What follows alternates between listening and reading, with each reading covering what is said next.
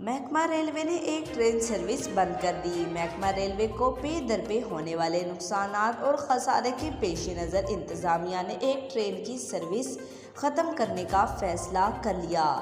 اس حوالے سے ذرائع کا کہنا ہے کہ پاکستان ریلوے نے لاہور سے کراچی چلنے والی شالیمار ایکسپریس بند کرنے کا فیصلہ کر لیا ہے۔ یہ اقدام محکمہ ریلوے کو ہونے والے مالی نقصان کی روشنی میں کیا گیا ہے۔ شالیمار ایکسپریس، جو اپنی تاریخی اہمیت اور دردانہ آپریشن کے لیے مشہور ہے، لاہور اور کراچی کے مسافروں کو ان کی منزل تک پہنچاتی تھی۔ ذرائع کے مطابق شالیمار ایکسپریس گزشتہ کئی ماہ سے خسارے میں چل رہی تھی۔